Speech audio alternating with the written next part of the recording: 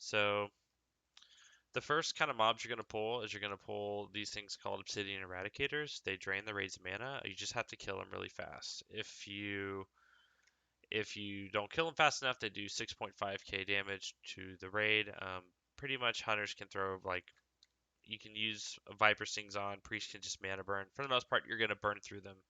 They only have like 160k life, which when we focus fire on something, I mean we'll go through 160k no problem. So these next things are called Anubis Sentinels. So what Anubis Sentinels do is they, well, if I can get this, is they have a list of abilities, and they're this. So they'll either heal each other, they'll mortal strike the tank, they'll knock people away. It also that means they reduce the taunt. There's a mana burn. There's Shadow Storm, which means if you're between 25 and 40 yards, you're going to get hit by it, so you have to get into melee. And then they either reflect Arcane Fire or Shadow and Frost. And they have Thorns, which doesn't really hit too hard. And then there's Thunderclap, which does quite a bit if there's a lot of them. And so basically, what happens is when you kill one, the other three get that one's abilities. And they all get healed by 50% of their life. So the more you kill, the stronger they get. So you have to kill them in specific orders, or else it's going to be extremely difficult to burn through them. So they do. The kill order is this. So we want to kill ones that heal, that either reflect these two, or have Shadow Storm, which means we're in melee. We kill those first, and then second priority is knock away in the thorns, and then we have the mortal strike and the mana burn. We always want to kill these last, for the most part. So, anyways, that covers the trash between the entrance and Scarum. So you kind of see they start on this is the mending one, which that heals. Then they're on the one with the thorns. So they're going through the hierarchy. So this has the knockback. That's what that is right there. And then last but not least, I couldn't tell what this I can't remember what the symbol is right here. But they kill that one last. So they go through your order of operations that I kind of went over. So there's these two Radicators. You can't pull them both at the same time because you're not going to burst through them, and they're going to drain the raid's mana, and they're going to each explode for 6.5k. You can probably kill them both if you cleave them and whatnot, but it's best to just play it safe, um, and just pull them separately. Same thing here. Just the kill order we went over. There's the mending. There's the knockback. They're going to do the mana burn last. You can stack these because there's no punishable stacking aspects, such as you don't have three with Thunderclap, for example. So obviously, if you kill Thunderclap first for some reason, you're never going to want to stack them. You're going to have to spread them out. So you have to be reactive, tanking wise, to what they do, but usually you don't have too bad of luck on what they do. This is the Eradicator. So this next boss is Prophet Scarum. So what Prophet Scarum does is he the main mechanic everyone has to watch out for, as well as positioning, is the illusions. So at 75%, 50%, 25%, so think world bosses, um, he'll split into illusions, and it's either two on one platform, um, two on the other platform, or they're split like this. And we always have two warriors that can tank, so a warrior basically, and then rogues. That's what the other melee is on each platform. So two rogues, two warriors on every platform is ideal, because you have to get ready to kick the second they split because it's about 1 second cast on the Arcane Explosion. And the Arcane Explosion is what the illusions also do. So the illusions cast abilities like Arcane Explosion that, I think it hits for about 1,000, um, hits for quite a bit. So if it gets out of control and you don't get Curse of Tongues and you don't interrupt them, again, it's a very fast cast. They're not sunnable or anything. Um, it can kill your raid very quickly. So the other thing that kills your raid pretty quickly is when he mind controls people throughout the fight. It can be a tank, so another warrior has to pick him up. He is tauntable, as well as the illusions are tauntable. So the mind control person hits for about, I think it's like 300% increased damage, and they have to be shept right away. I think in AQ40 you'll find quickly that mind control stuff is very prevalent, and it can wipe your raid and kill a lot of melee, especially very quickly. So the range always spreads out. Usually there's these walkway or these rails right here. If you look on the left where my cursor is, range usually kind of just lines up there, just so people aren't out of range, mobs aren't out of range, and as well as people to heal. So just watch, it's going to split at 75%. So they're all right here. They kick him right away. You see his little legs light up. That means he's going to cast Arcane Explosion. Got to kick it. If no one's in range of these guys, they will Earthshock someone for a lot of damage, and it kills people almost right away, paired with Arcane Explosions. So again, they split, control the mind control guy. They Nova him because they're good at reacting. That's how it kind of should be. Um, but regardless, mages have to be really on top of sheeping in this fight. So as they go down, there's these mind slayers, and what the mind slayers are is, I'm sorry, they're Karaji brainwashers. You fight a couple of them. They mind control someone. Obviously, sheep control them. They mana burn when you kill them. You just gotta kill these first.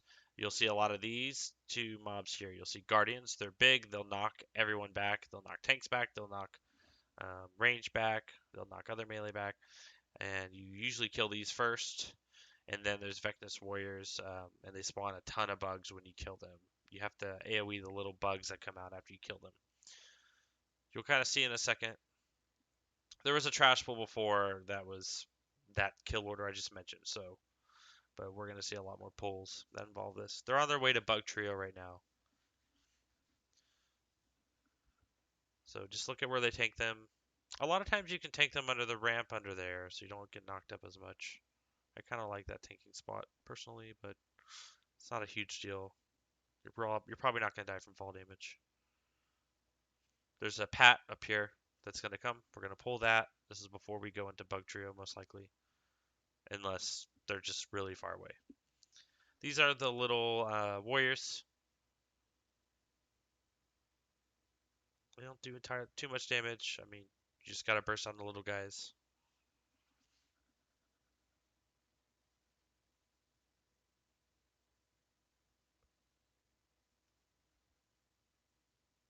Can you guys see my cursor? Is the stream and everything going okay? Okay, I haven't heard. You guys have been really quiet, so I wasn't sure if everything was going right or wrong. Oh. Oh, okay.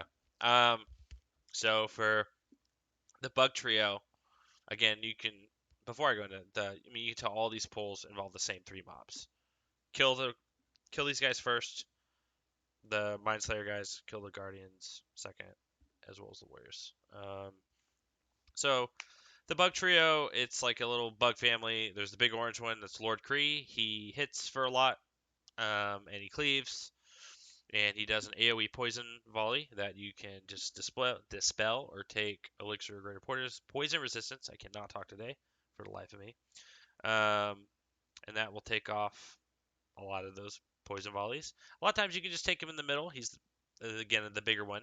There's the blue bug over there. You can kind of see that's Princess Yauj.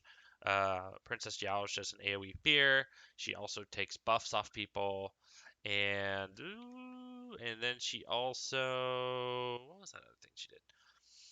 Oh, you got to interrupt her heal. That's the other thing you got to do. So you have to always have people dedicated to interrupting and stuff like that. It's not really that hard. I guess a mage and stuff you can do it too. Um, a lot of times, like you can take her and tank her away and put her in a cubby and tank Vem, who's the younger one that just charges around. He's really easy to tank. He just gets pissed off when his family members die. But you can kind of fight them all here in the middle, especially with world buffs. We're probably gonna go this strat right here. I don't think we really have to take him to an alcove. Um, it's just a quality of life thing that, I mean, we might just kill these pretty quickly to where it doesn't really matter. We may just want to worry more about keeping our raid more condensed, as it may be less punishing for us, because we'll be consumed up as well. So you'll kind of see I believe they kill Kree last. So there's Yauj right here. Yauj has the AoE Fear. They're just fighting her in the middle. I think she casts a heal. They interrupt it. Yep, that was it. Obviously, it's sped up a little bit, but so Kree always runs to the body and kind of mourns its family member dying. So that's why he always runs there. So they're killing Vem second, or yep, Vem second. Again, Vem just charges something far away and then comes back. So here's Kree. I would not stand in front of Kree like that personally, but I don't know. I thought he cleaves, um, but I could just be losing my marbles. So they're on their way to Sartura. I don't know why I always forget if it's Sartura or Fakris, but they're gonna fight a lot of Guardians and Warriors. So the two kind of bug types we saw. Um, since they do such a big knockback, you'll kind of see them get tanked in these little alcoves over here. And on the other parts, like the range of the raid, can stand on the left here. So you'll see a fair sample size of these pulls. Is everyone doing okay? Does anyone have any questions about anything we went over? Okay.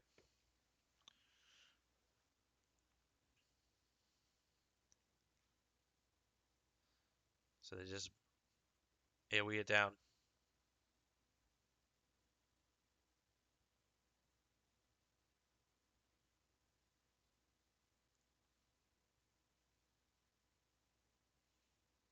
One of them gets knocked away. He pulls the side group. Again, it's all very manageable. It's just, you know, obviously pulling 5 isn't that bad, and even pulling 10's not even that bad. It's just more, it's just a hassle. So if you can tank them in the South Cove, it's easier. They get the pat while they're at it. These are warriors.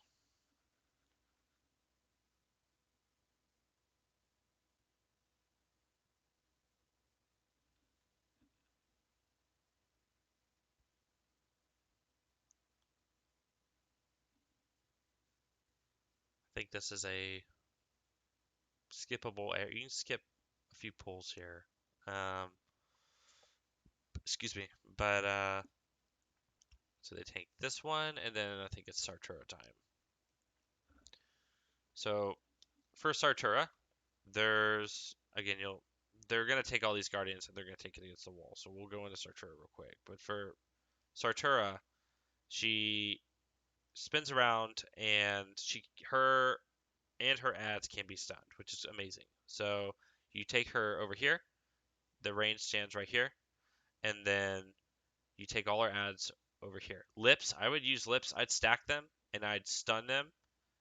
And then when if they're out of stun and you need to use a lip, use a lip. We probably won't even need to use a lip. We can just burst them all down against the wall.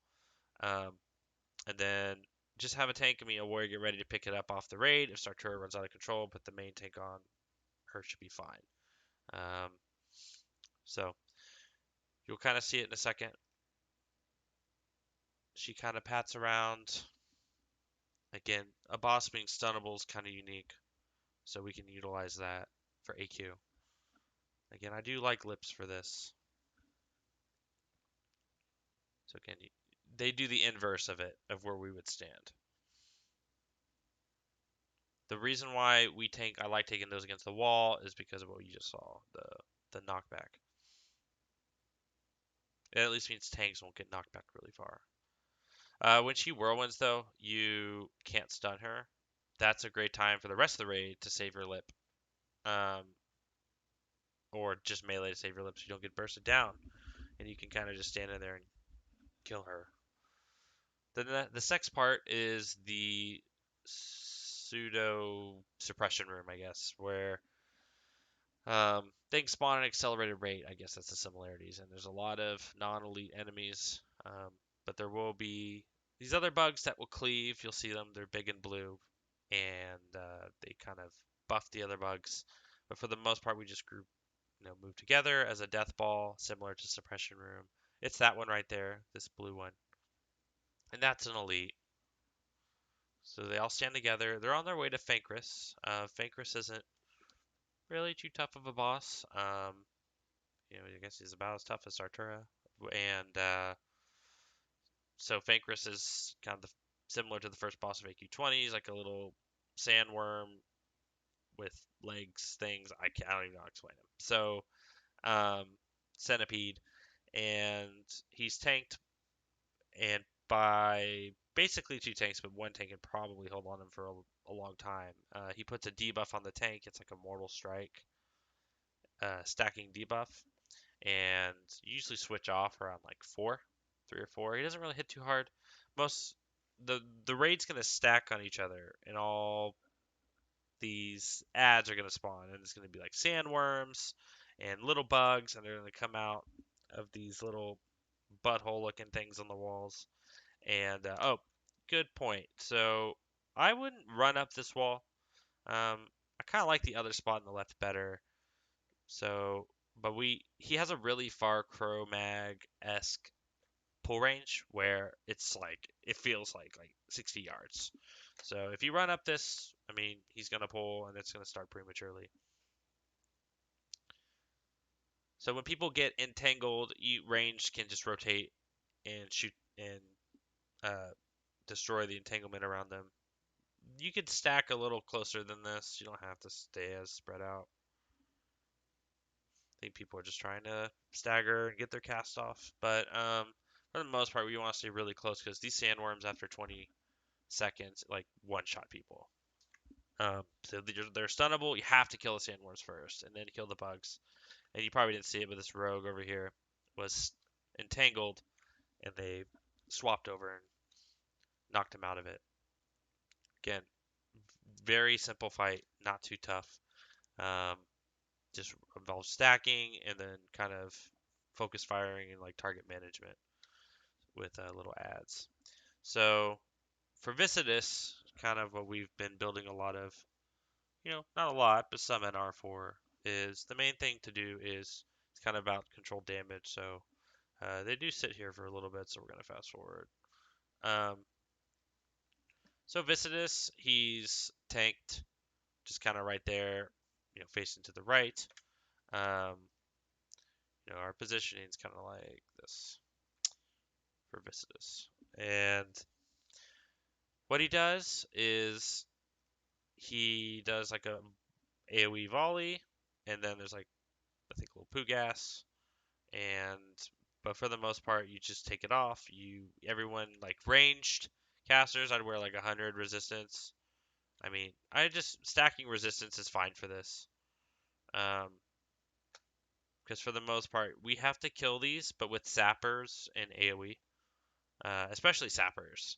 Um, you can destroy these globs pretty quickly. I actually kind of rewind. So we freeze Viscidus first, and then you have to use physical damage. So you're gonna literally staff him in the face, and he's gonna explode into a bunch of little orbs.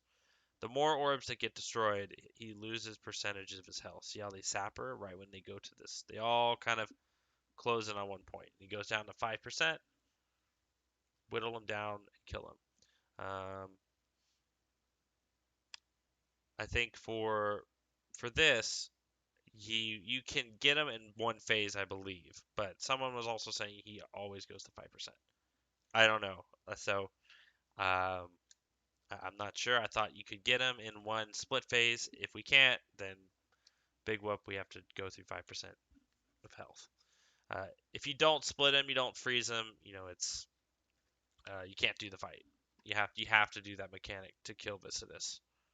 By freezing him, you doing physical damage, killing the orbs. So these little scorpions are not really a big deal. So they're on their way to Princess Huhuran. So Huhuran is actually I'll go into the trash a little bit. The trash for Huhuran, the real trash you need to know of is there's these little wasp packs, and they have like one is a stinger, and it's wasps and stingers, and you'll see them in a second. But the kill order is you want to kill the stingers first because the stingers put the debuff on you. Um, and then the wasp come. And if you have the debuff on you, I'm sorry, the wasp with the debuff, and if you have the debuff on you, then the stinger will go to that person with the debuff after a certain period of time and will one-shot you. You can remove the debuff; it's possible. But for the most part, you just kill the stinger first, and the debuff isn't nearly as punishing. They also have Sartura-like ads that whirlwinds, and I think do a knockback. You usually just tank them against the wall. So you'll see. They're going to kill the stinger first. They don't have to worry too much about the debuff, people getting one shot. And then they're going on the Lasher. So we have some downtime here. Um, Everyone doing okay? Any questions? Okay. Okay. So for Princess Uhuron, do we need NR? Probably not. But would I bring NR? Yes. So when I say do we need NR, I would still wear 100 or one like 100. I think unbuffed is maybe the safer bet now. So it's kind of interesting. It's a lot of damage that comes out for a short stint. But if you pre-pot, which you can, so some kind of closing in on Huron, we would be popping a greater nature protection potion. Oh, and by the way, I would bring a lot of those. I'd bring like 20 of those, because you're going to use it for Bug Trio, you're going to use it for Huhuron, you're going to use it for Visitus, use it for Cthulhu, I mean Uru, I mean it's everywhere. So I would, I mean I would, but on the same sense, major mana pots are super valuable. So I mean,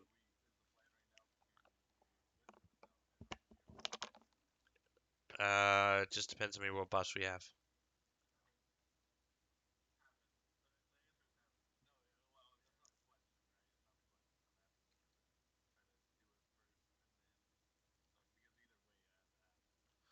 Yeah,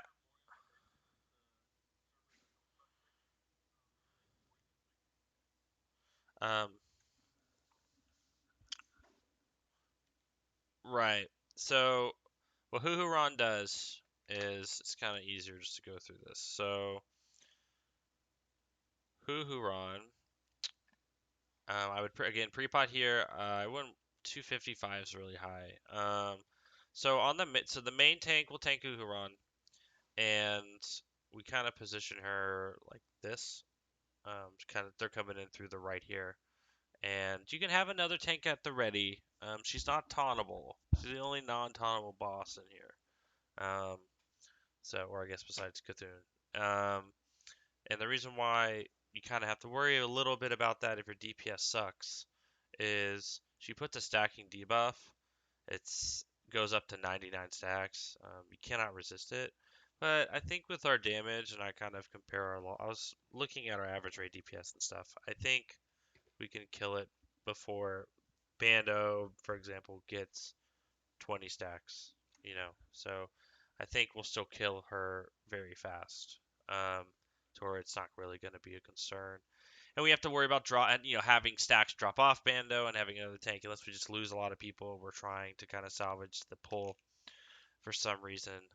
But if we did, we would bop Bando, and the other tank would have to be right next to him. Like no one could pass that second tank if that was an option. But basically, what happens with Huhuron is she'll do a poison bolt to the closest 15 people, so you need 15 melee stacking on her and absorbing this damage. It only happens when she frenzies, which can be tranked. So you need 2 hunters for the fight, or when she berserks, which is at 30%. She'll do Noxious Poison, which is about 3k damage over 8 seconds, and it'll silence the person. The rate needs to spread out kind of for this. You cannot cleanse this, which is kind of interesting. So there's a Wyvern Sting, which is AoE sleep effect on a random area within melee range that affects up to 10 targets. So it does do nature damage if cleansed. Your first pre-pot's going to eat this. And this happens about every 25 to 30 seconds, roughly. And then the most important thing though is you gotta survive the Berserk. So the Berserk, she has sub 1 million health, which isn't a lot. Um, so I know this is the kind of thing we'll be using Rec on. You'll be using, your pre-pot, your Rec as a warrior. And if you're one of their soakers, you're eating the poison. If you don't want to be a soaker, then you would have to stand like away, like even more away in her hitbox than they'd have to stand in, if that makes sense. That's why this other tank's not getting hit by it, I believe. So I know they went through really quick, but you saw how cor- correct. She doesn't have a lot of health. The main thing is you have to keep those 15 soakers alive. So the well, it's whatever. They're just anyways. I'm not gonna watch it again. So you have to keep the soakers alive, and if you lose one, then it goes to the range. And that could go to a healer, could go to anyone. It's gonna kill your healers. It's gonna kill your mages. It's gonna interrupt casts. So you have to keep the soakers alive. So I think 100, uh, well, at least 100. I mean, I don't, I don't know.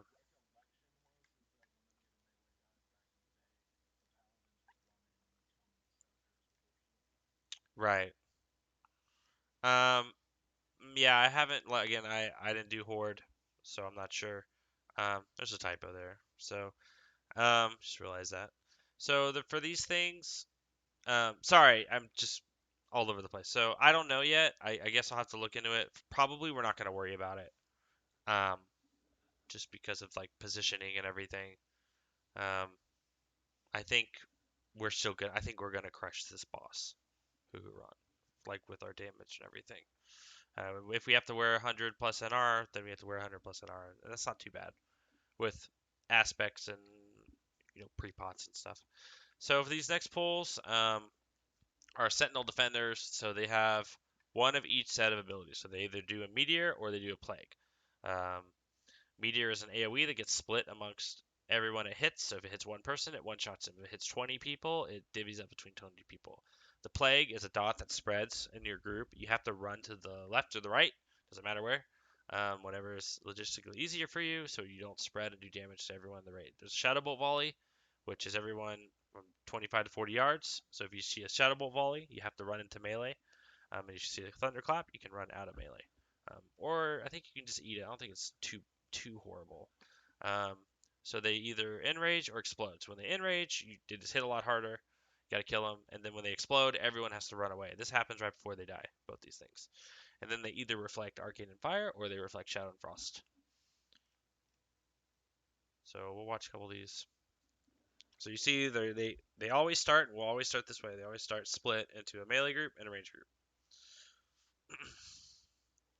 So it's Meteor, so everything's kind of going as planned. I don't know what resistance or what reflection that is. So he's exploding, so they all ran away. Also, every now and then they'll spawn little ads. The ads don't really hit particularly hard, but you still want to pick them up and just have a warrior pick them up. A lot of warriors are going to have very, you know, maybe thrust into tank roles and stuff like that because there's a lot of ads that need to be tanked in AQ, especially after the next bosses. So see how they're split. One guy has the plague, so he runs to the left. This guy has the plague, so he's running to the right, so he's not by the guy with the plague. Doesn't really, you don't have to be that far spread out. That's just what they chose to do. Tank got it. Tank ran away. Again, it's just you have to know. It's like all it's like a specific set of rules. So you have to always know what to expect. Spawns and adds. Okay, meteor. Like you have to stay in your two groups. Like saw how that guy was gonna explode. They all ran away, and then there's not really a specific kill order you have to worry about too much, and you shouldn't really be pulling two of these at a time. Anyways, um, can get very hectic with about three is when it starts getting really hectic.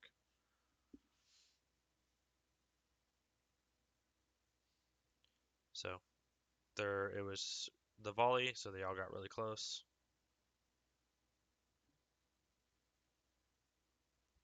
Again, nothing too stressful. They all run away because it's gonna explode. I think it's like a 10-yard range, but it like one-shots you if you get hit by it. So you just have to pay attention. People are building rage. on the little bugs. I see these a lot in videos. People are hitting the little bugs, building rage and stuff.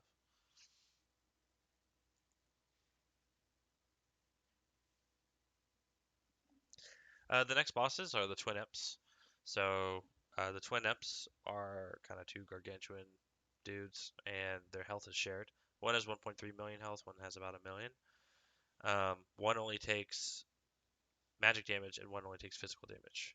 So generally, you put the hunters as well. You want to kind of hunter pull this back also as well with warlocks. Um, so kind of how we have it set up is like this.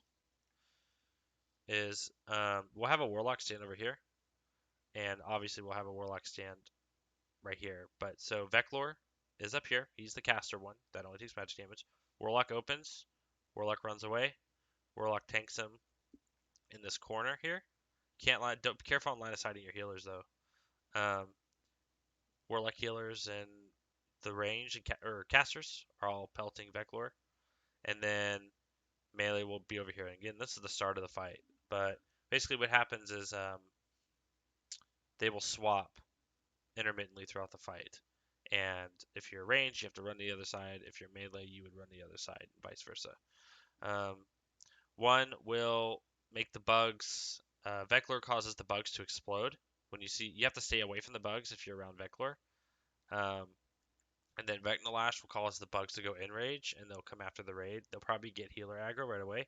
So melee, range, I would like if you're a hunter, I would just go to the bugs to start bursting them down, and melee just kind of go off and just kill them. And then get right back on Vecnalash. Vecnalash does a thing called Unbalancing Strike, which is I think for 10 seconds it's like 350% more damage and lowers your defensive skill.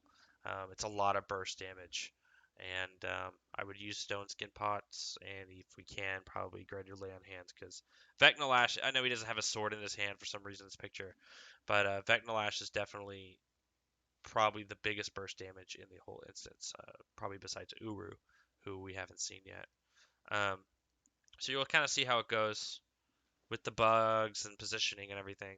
And you'll want another warlock kind of standing um, on this right side. So let's say like Anj or Amit, opens um, on Veclor, then or whatever warlock, and then the opposing warlock would need to be on this right side, like on the steps, um, ready to get threat, because the second they teleport, it's a threat wipe. They are tauntable. Well, uh, Vecnalash, the sword one, or the physical one, is tauntable, just in case you get a taunt resist or something happens where a tank dies. So they're gonna start again. I like to pull with. In the past, we like to pull with the hunter here.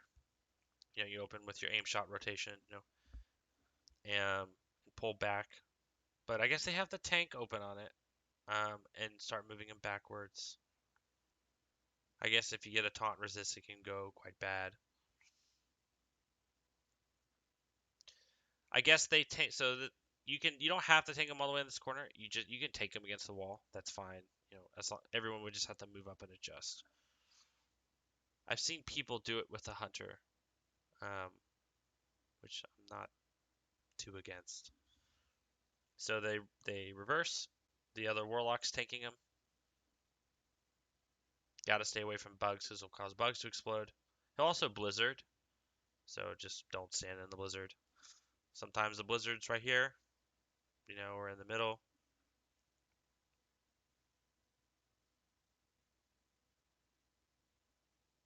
There's the other tank waiting for his spot. I mean, you can just chill here. So yeah, you don't have to tank him in the corner. You can just tank him kind of over here and against the wall. So you're not line of sighting your healers. Kind of like this positioning a little better than what's depicted on the map.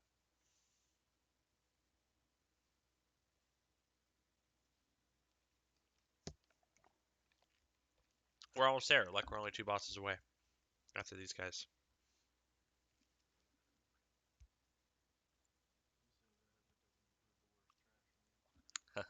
Yeah, it's probably the worst trash in the game. Is probably the next trash.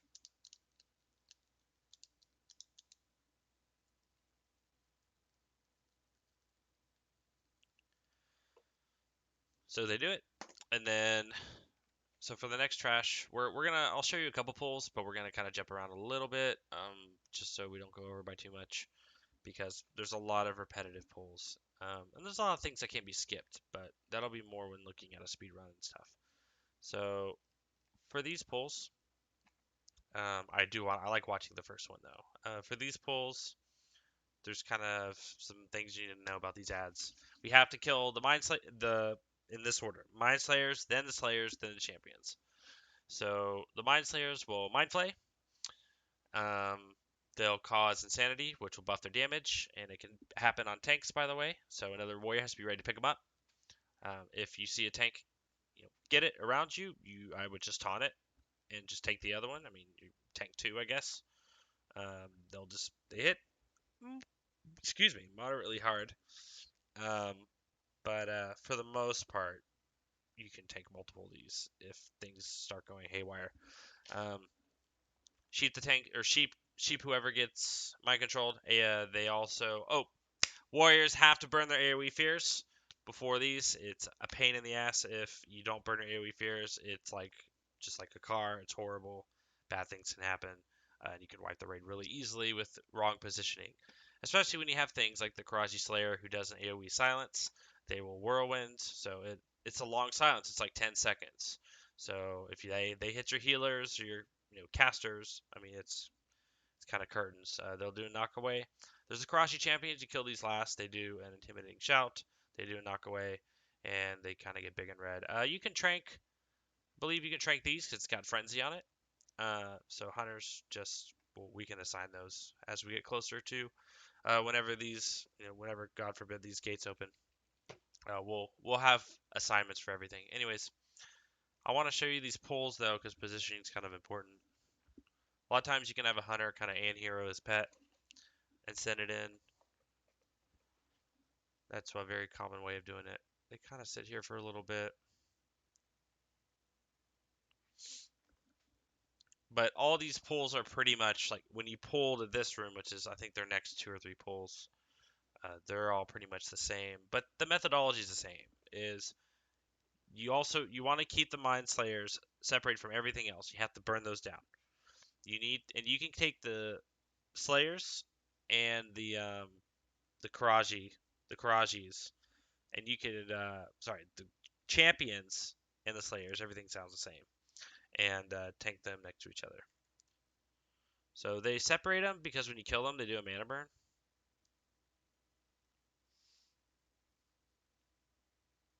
Again, these AoE fears, so kind of sucks we don't have Tremor Totem, but it's something we just have to deal with. And they're taking them away because again, when you kill them, they mana burn. You tank these against the wall over here, and then they're killing this last one.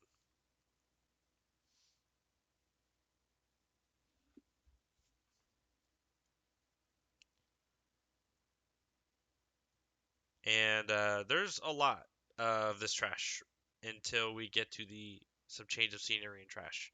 So you'll see another one. So they're gonna pull it. I'll just show you the opening pull and we'll keep going because it's the same. The mob there might be he gets silenced. So see how long the silence is? It's horrible. So if your healers get silenced, it is really bad. Um, but again, it's the same pull, just more slayers this time. So just tank your marks and everything will go pretty smoothly. Same thing, pulling back to the room. You separate them, kill them. Same thing. You take into the room. Okay, so what happens is you go through the tunnel finally. You can keep living your life and go up the tunnel. So, Mind Slayers, take them away, kill them one at a time. Just gotta keep them spread away from the other two kinds of mobs. And they're just moving up this tunnel. This tunnel has a lot of speed clears where people kind of do some fancy things here. You can use flash petrification strategies here. You do some Metal Gear Solid stuff where you're um, running by trash. So there's a lot of some of these packs can be skipped for sure. So they're gonna keep going up this tunnel, and it's the same thing. Is everyone doing okay so far? Any questions on this trash? Yeah, it's a lot. It's a lot. Um, okay, so for right here, so there's these next Anubisath guys. These are called Wardens. So the Anubisath Wardens aren't really too bad, or Warders aren't too bad. And then there's the Nullifiers, which are just like the Eradicators in the beginning, or the statue guys from Warcraft 3, if you ever played that. Um, so they drain the raised mana, drain their mana if you're a priest or hunter. But everyone, you just burst them down. 160k life. I would take them close together. I'd use sappers. I would do whatever it takes to kill them. Just right away, because they do the same thing. They blow up if they get the full mana. Or no, actually, when they get the full mana, they lower the raid to like 1 health, and it like stuns everybody. It's very strange. Um, so with the Nuba South Border, you want it to be LOS because it does like a spam Fire Nova, and if you're LOS of it, you don't have to worry about it. And then they'll either do a Dust Cloud, which affects like your chance to physically hit, or they'll silence you, and then they'll either root the entire raid or they'll fear the whole raid, which sucks. So you'll kind of see in a second where they tank it. You can probably go a little bit past this. They tank these against the wall because they're slayers and they knock you back. Anything with this profile will knock you back. Same thing with the big guys. That also applies to like AQ20 and stuff. These big guys can knock you back.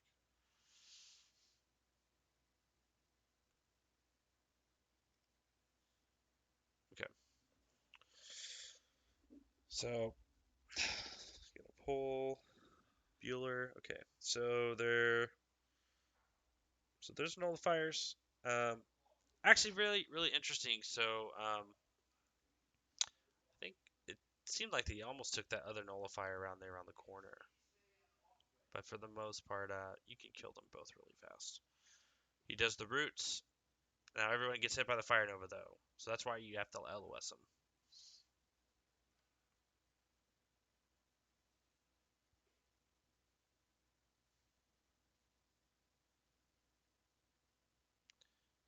But that's it for those. There's no other trash in the instance. That was the entire trash. At least we covered all the trash profiles. Um, Same thing. So for this pull, there's just one up here that they pulled, and they take them over here in this alcove. Again, methodology is the same. And they're on their way to Cthulhu, so they're gonna keep going up this tunnel again, pulling some more of the previous trash. And you can skip this one in the middle.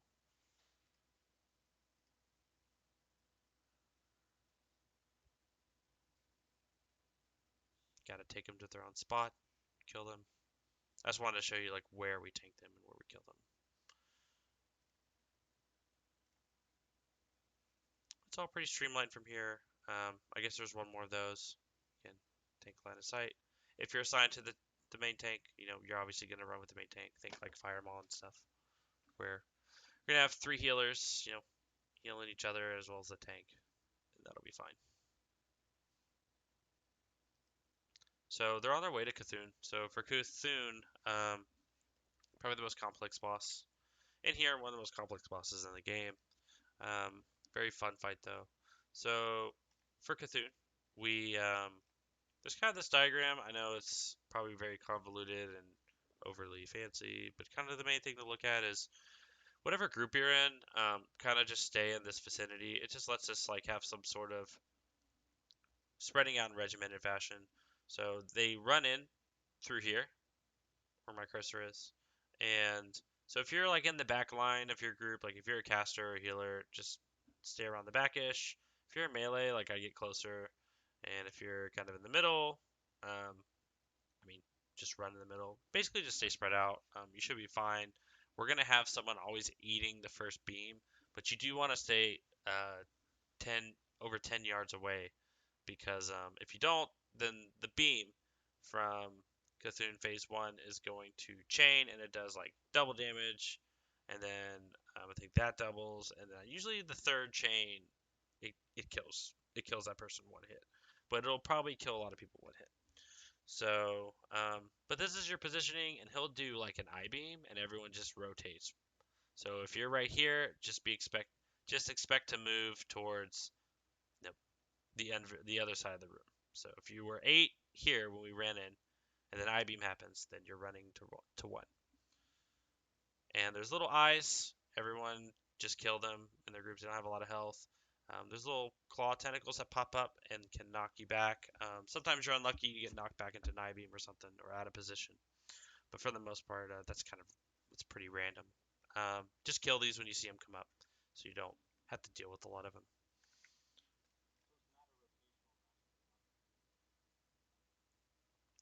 Uh, Correct. Like you would run. You'll see how they run. It's So you're asking like we go around, like each person goes around their own path. That's what I would do. Like I would just take either go left or go right, whichever way is logistically best for you. Okay, I do want to show you them running it. So they send a guy in, their tank. I think he'll probably pre-pot, greater nature protection, and then everyone runs in.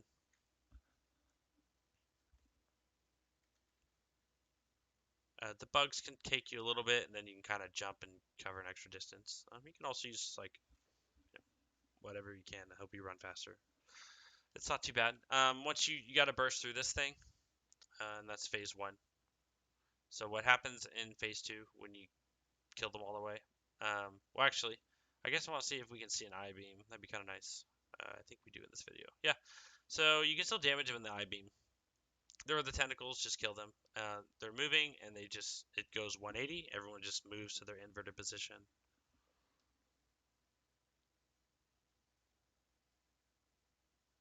Kill those tentacles.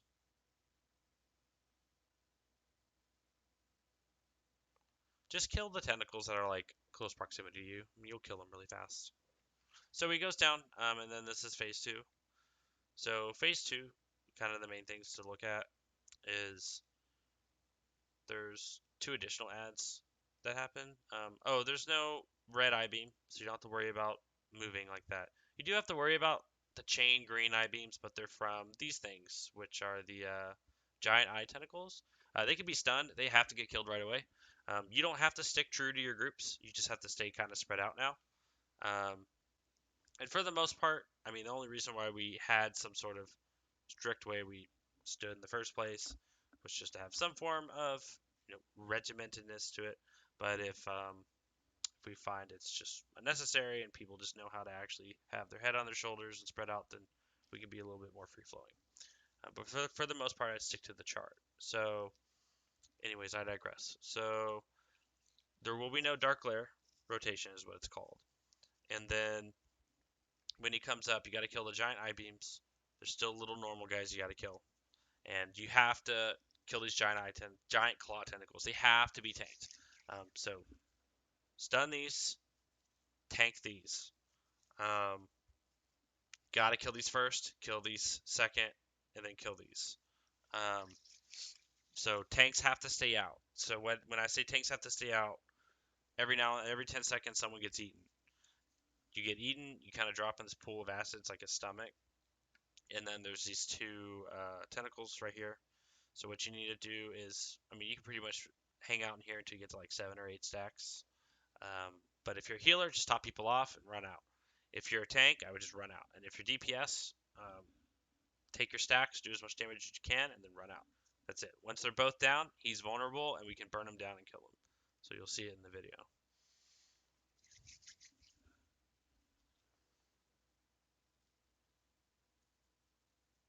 Some downtime when nothing happens. I think so. So he gets eaten.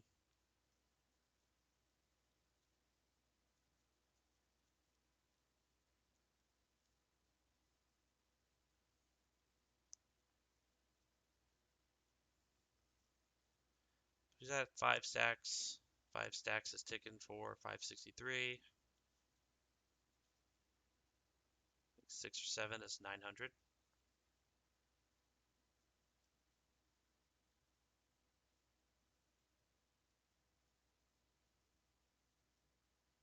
killing the giant claw. And once they're both dead, he's going to become vulnerable. I think when it says tentacle party, I think that means that's when the big ones come out.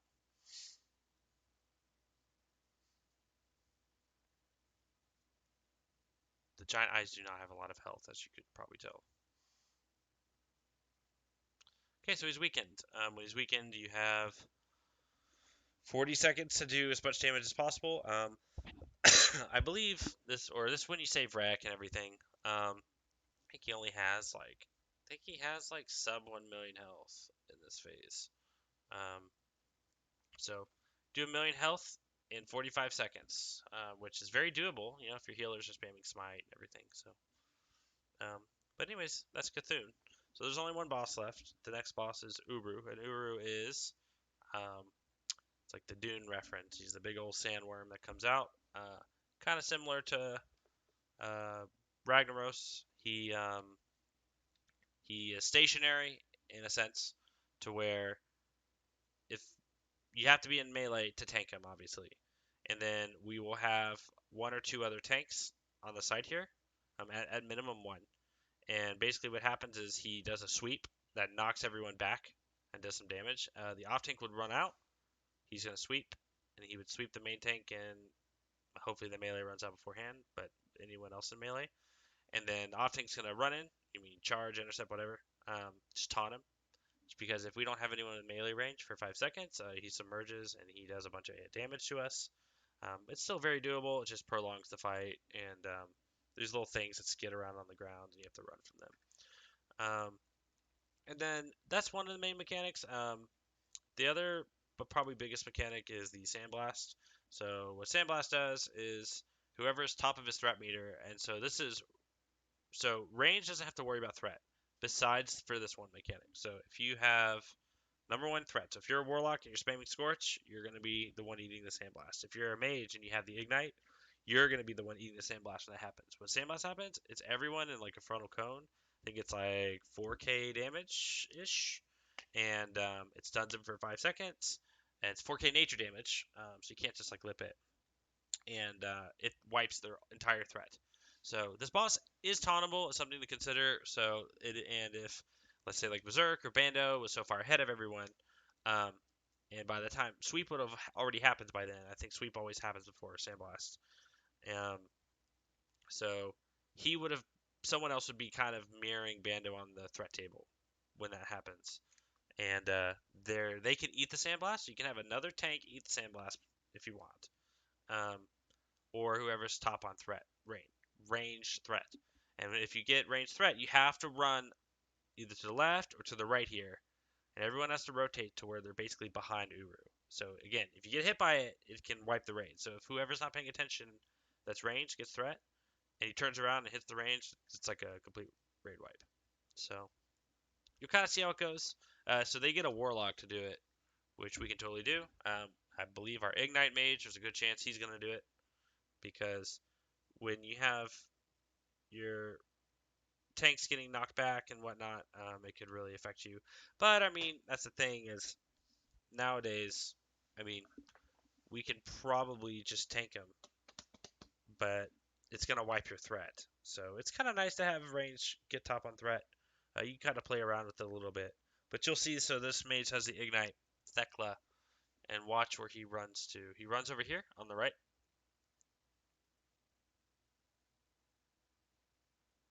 and he's gonna sandblast him. So he sweeps.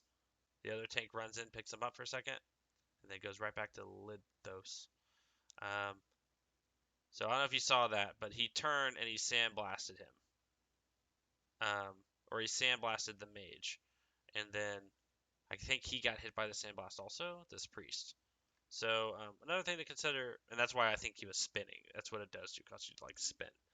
Um, so he also enrages when he's at 30%, and he hits really hard. So I think unmitigated, I think he hits for like 7 or 8k unmitigated damage, um, which is pretty damn hard. Obviously, warriors mitigate a lot, but it's just something to consider when we get at 30%, so you know when the damage is coming. from a healer and tank perspective. Um, but besides that, oh, he spawns little things that come out of the ground and they just follow you around. You're gonna take nature damage. You'll see it in a second. It's kind of, I think it's right there. Yep. And you can just probably heal through it. It does quite a bit of damage, so you can heal through it. But anyways, that was AQ40. So um, really kind of nice, awesome, streamlined instance. Very clear-cut rules, not a lot of mechanics to be honest. When you really kind of look at it and break it down, really neat aesthetic too. I really like it. So I guess this is a great time for questions and stuff. If you guys don't have any questions, you know, before you guys leave, just hang tight. Like I gotta take a picture of everyone in the channel. There's not a lot of people in here, but so any questions or anything?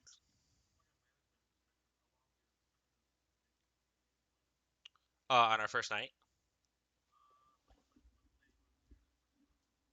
if we cleared it for 2 or 3 weeks, it's very possible for us to clear it in, I think, under an hour.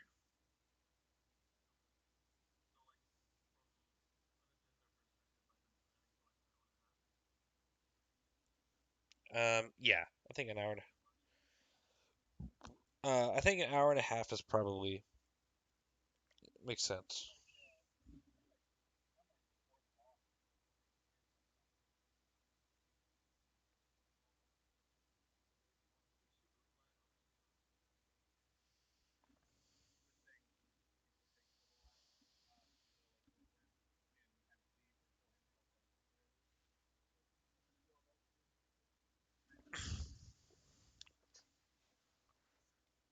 Does anyone have questions about certain mechanics? Does anyone want me to look at something real quick? Again, to refresh, go over anything? Yeah. hmm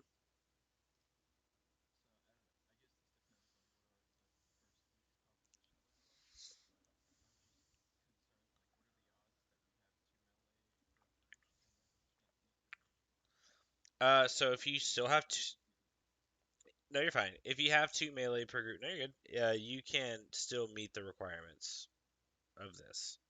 You you can alter your positioning where you don't have to worry about it. There's a lot of space. His hitbox is pretty big, also in phase one.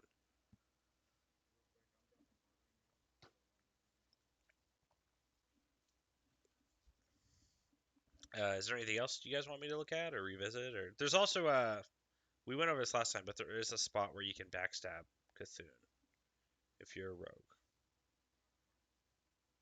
Um,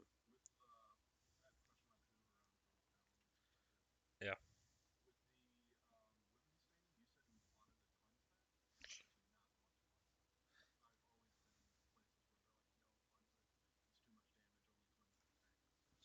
Um, so I believe if they are slept, then they will not eat poison bolts. Is basically what happens. It goes past them. So you do want to cleanse them, and if the time frame is right. Also, you don't want to cleanse them if they're not topped up, if that makes sense. Yeah, we can deal with 3k damage. Yeah, we'll have a lot and plenty of health to eat this, or we should, by the time we're at Huhuran. Because I mean, with consumables and everything, take away world buffs. Just take away world buffs. How much health does like a rogue have? Like a DPS, like a DPS rogue. Does a rogue have with consume? Okay. I mean that's a lot of damage, but I think with the nature residual wear, it also mitigates it. So I think you'll be okay.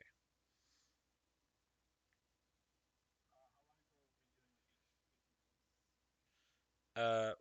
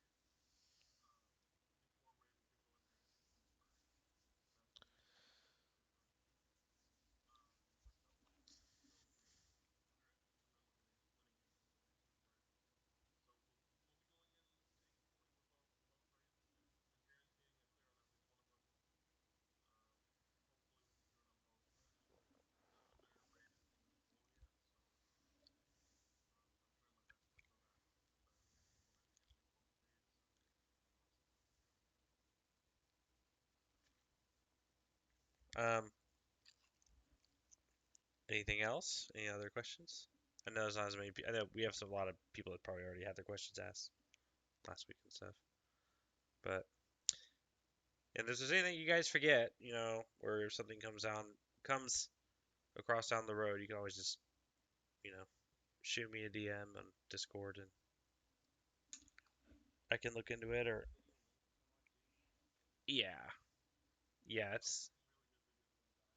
yeah,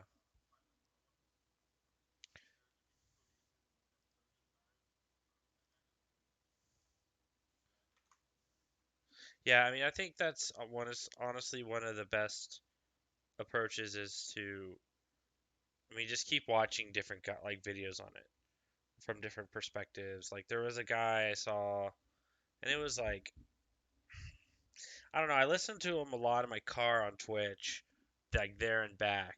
But it was I forget his name. It was whatever we linked in guild chat. Was it Salvador?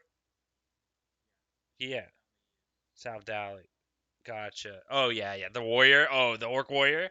Yeah, the orc warrior. Yeah, he's awesome. Yeah, it's very in depth. Yeah. So I mean, I not. Yeah, I mean, so if you ever want anything to do, like I listen to it on my commute to work and stuff. Well, yeah, I watched it.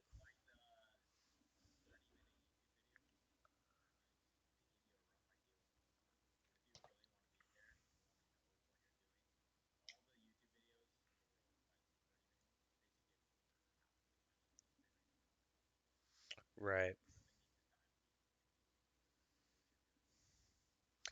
Yeah, there's a lot of like positioning and everything. Um, I think what'll surprise people is the strict positioning requirements of like Scarum. And Scarum and Huhuron are very, and obviously Twin Imps and Cthulhu are very positioning based fights. So if you, let's go ahead.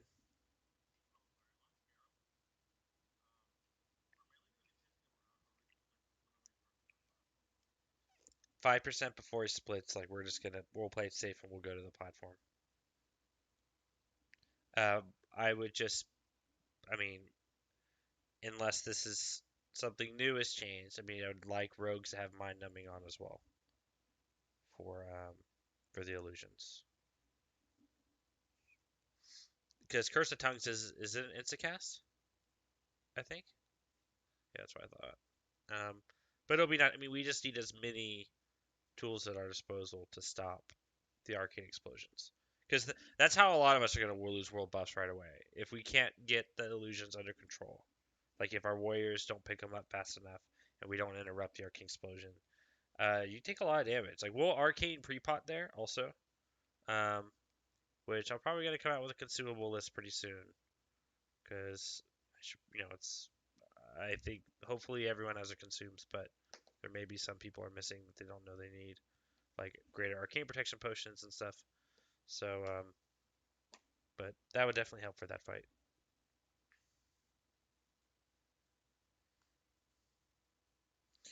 But yeah, I don't really have anything else. So thanks for coming, guys.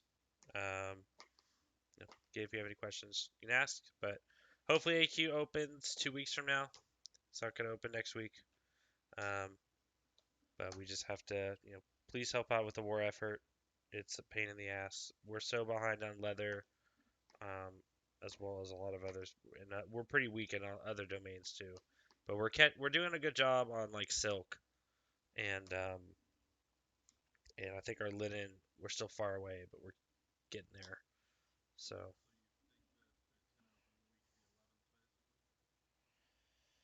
um, hope hopefully, yeah. So next week will be a normal raid week. Oh, yeah. But yeah. Well, if you guys have any questions, just ask. We'll stop my stream.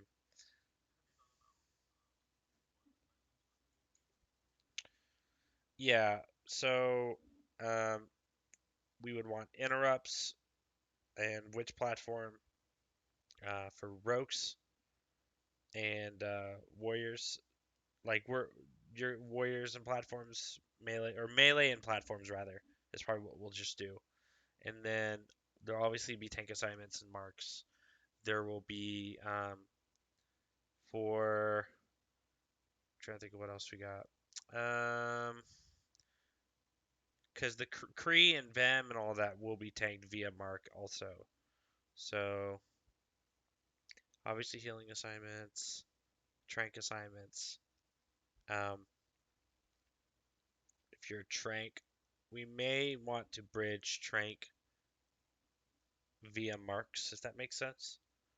So like if we put a square and a diamond, right, or a diamond and a triangle on the lashers for the post emps hallway poles, hunters can just be like, okay, I'm gonna get that one, or I'm gonna get that one, or I mean they can just use it as a cooldown too. It's just because it's not gonna let you trank something that's not there.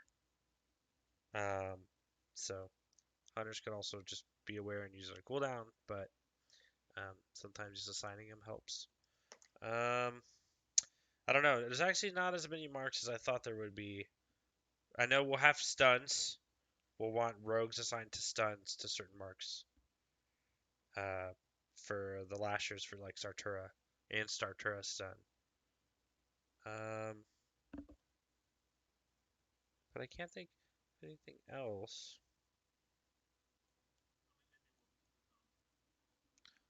Yeah, we'll have to. Guess that's the silver lining of it being pushed back is we have more time now to think about it. So what was M so was MC that bad? Was it rough? It was just not fun.